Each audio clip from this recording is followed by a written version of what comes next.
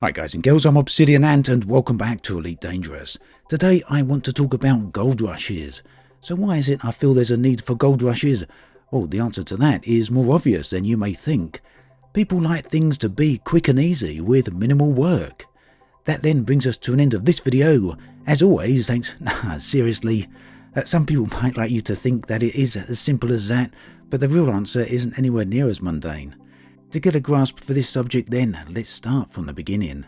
In the very first days, Elite was pitched as a game where you start out as a lone commander with a small total of credits and a rundown ship. Set in a hostile galaxy that is completely uncaring towards you, you determine your own future as you climb towards the upper echelon of the Elite, an exclusive group of the greatest pilots in the galaxy. That was the pitch. And from that alone, it's clear that the original intention was never to allow players to run from a Sidewinder to an Anaconda within hours, or perhaps days. It was also clear that it was never the intention that players would rank from harmless to elite in any rapid time frame. Yet I'm going to state a perhaps unpopular opinion now. All of that is in the past. That really isn't the game that we have today. The first days of the Galaxy fit the pitch perfectly though. Starting in a Sidewinder, I remember just how difficult it was to upgrade that ship. Missions paid just a few thousand credits, and the bounty on wanted ships paid even less, in many cases just a few hundred credits. Ammo and fuel were expensive, and buying a Cobra was a massive achievement. But the truth is, that was then, and Elite just isn't that game any longer, and if we're being honest, it hasn't been that game for a very long time now. Personally, I think that's a very good thing.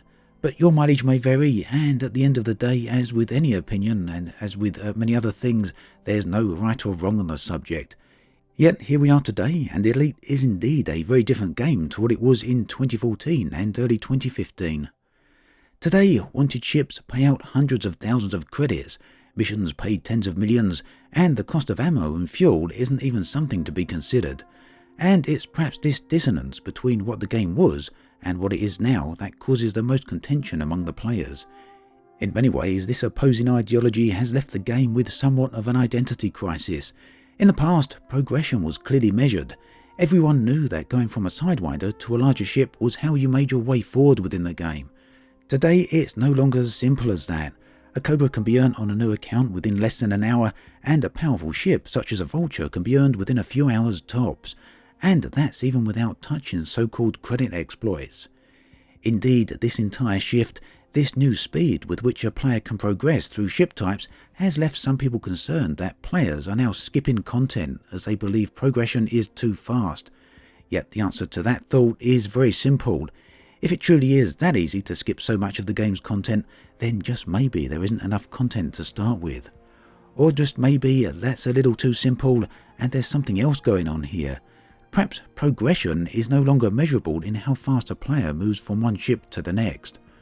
And of course we shouldn't forget the engineers, which went and changed the entire concept of what made a ship valuable. It did this in a very simple fashion, and that's by bringing in a second currency, materials. This new currency is the only way to pay for engineer upgrades, and it's a very extensive currency that initially was extremely hard to come by. But even this material currency has followed the same pattern as the original currency and is now far easier to gather. In short, gaining new ships and achieving powerful upgrades is now faster than it has ever been. So what does this all really mean? Well, that's actually quite simple.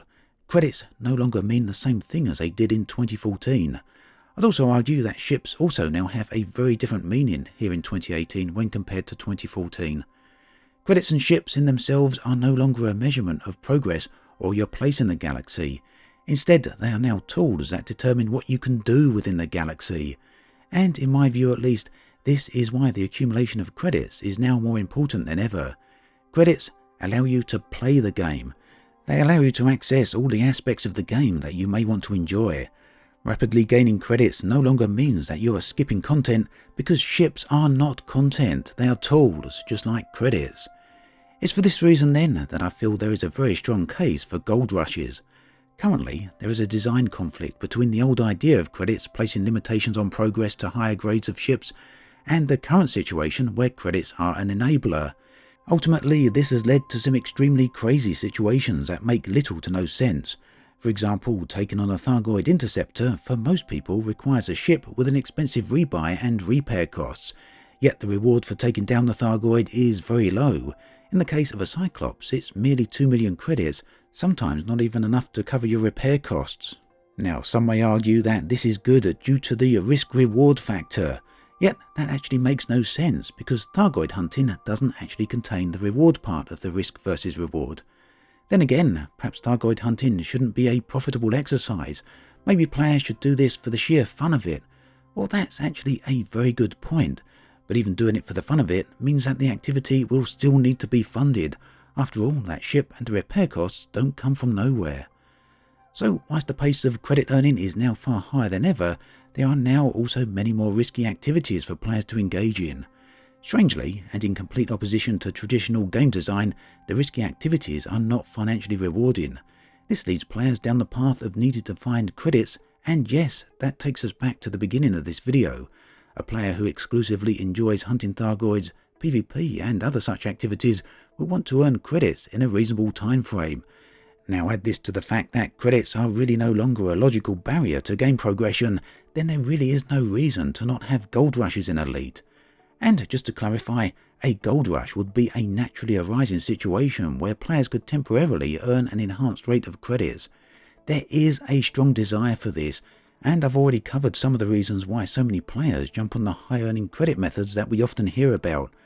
Now Frontier have gone as far as trying to emulate a gold rush with the recent bonus weekend, and whilst this is a really great step, the game ultimately needs to be able to automate these and make it more natural. Now, I'm not going to say what form these gold rushes should actually take, and I'm not going to place a fixed credit sum per hour on these gold rushes. But what I am going to say is that personally, and again, as always, this is just my opinion, but personally, I feel that Elite right now is in a place where it will strongly benefit from gold rushes. The current fragmentation on what Frontier perceive as balance and acceptable earnings is torn between the ideals of the past and the ideals of the present. And if I'm being honest, I'd go as far as saying that the split ideology is now actually holding the game back. And whilst balance of the game and even the subject of content is a topic for another time, there is nevertheless a lot of great stuff within Elite, and a strong desire for players to experience all of it. Gold rushes then are one of the methods that would actually help players achieve that. Now do let me know your thoughts and feelings on this. Would you like to see gold rushes in the game, and what do you feel would be an acceptable rate of credit earnings? Or do you perhaps feel that credits aren't even an issue and that working from ship to ship is still the ultimate idea of the game? Do you feel that credits place an unnecessary barrier that prevents you from experiencing the things you want to enjoy, or do you feel that credits are a good control method to limit rapid progression? Whatever your thoughts, do let me know in the comments section. I'd love to hear from you.